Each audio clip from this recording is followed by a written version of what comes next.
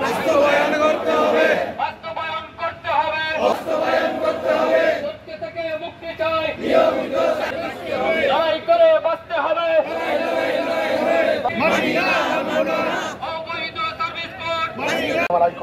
আপনারা সবাই জানি বাংলাদেশের অন্যতম গুরুত্বপূর্ণ প্রতিষ্ঠান বিদ্যুৎ সেক্টর, যে সেক্টরের দায়িত্ব আছে আমাদের মমতা মহিমা বঙ্গবন্ধু কন্যা শেখ হাসিনা।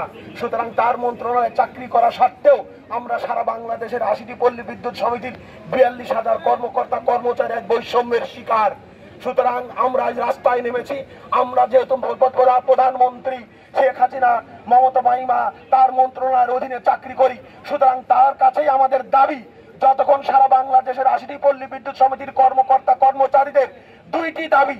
প্রধানমন্ত্রী মমতা মহিমা আপনার কাছে আমাদের উদাত্ত আহ্বান, সারা বাংলা নির্যাতিত নিপীড়িত অসহায় পল্লী বিদ্যুৎ কর্মচারী কর্মকর্তাদের এক অভিন্ন সার্ভিস কোড বাস্তবায়ন করতে হবে এবং সারা বাংলাদেশের যতগুলো অনিয়মিত চুক্তিভিত্তিক চাকরি করছে তাদের জীবন ধ্বংস করে দেওয়া হচ্ছে। সুতরাং এই অনিয়মিত এবং চুক্তিভিত্তিক সমস্ত পদ বাতিল করে নিয়মিত করতে হবে।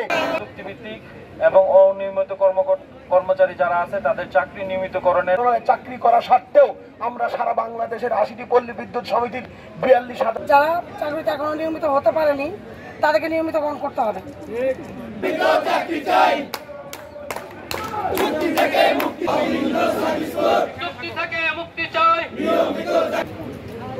পল্লী বিদ্যুৎ সমিতিকে একীভূতকরণ এবং অভিন্ন চাকরি বাস্তবায়ন করার লক্ষ্যে এবং আমাদের সকল চুক্তিভিত্তিক এবং অনিয়মিত কর্মচারী যারা আছে তাদের চাকরি নিয়মিতকরণের দাবিতে আমরা মাননীয় প্রধানমন্ত্রীর দৃষ্টি আকর্ষণ করতেছি। আধুনিক এবং স্মার্ট বাংলাদেশ গড়ার লক্ষ্যে ভিশন 2041 বাস্তবায়নের লক্ষ্যে টেকসই এবং নির্ভরযোগ্য বিদ্যুৎ বিতরণ ব্যবস্থা গড়ে তোলার লক্ষ্যে মাঠ পর্যায়ে যারা বিদ্যুৎ বিতরণের সাথে সংশ্লিষ্ট আছে তাদের সাথে সমন্বয় করে বিদ্যুৎ বিতরণ ব্যবস্থার পুনর্গঠনের জন্য মাননীয় প্রধানমন্ত্রীর দৃষ্টি আকর্ষণ করতেছি। বাংলাদেশ পল্লী বিদ্যুতায়ন বোর্ড কর্তৃক যে সকল নিম্নমানের মালামাল পল্লী বিদ্যুৎ সমিতিকে দ্বারা ফিল্ড পর্যায়ে গ্রাহক সেবার জন্য দেওয়া হয়েছে, তার জন্য সরকারের ভাবমূর্তি ক্ষুণ্ণ হচ্ছে। আমাদের দাবি পল্লী বিদ্যুতায়ন বোর্ড এবং পল্লী বিদ্যুৎ সমিতিকে একীভূত করে আমাদের অভিন্ন সার্ভিস চাকরিবিধি বাস্তবায়ন করতে হবে। আমাদের দ্বিতীয় চাহিদা অধিকার হচ্ছে যে আমাদের যারা অনিয়মিত আছে, যারা চাকরিতে এখনো নিয়মিত হতে পারেনি তাদেরকে নিয়মিতকরণ করতে হবে।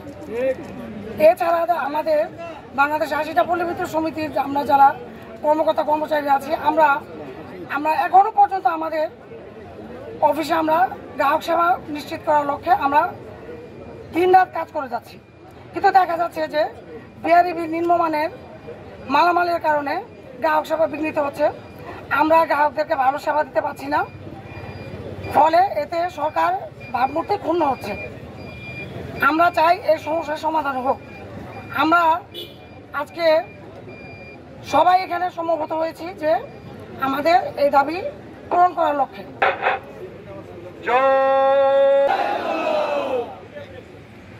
শেখ হাসিনার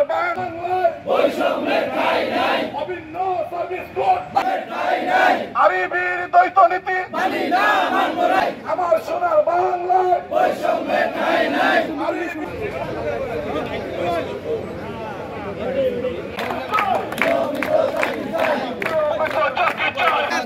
না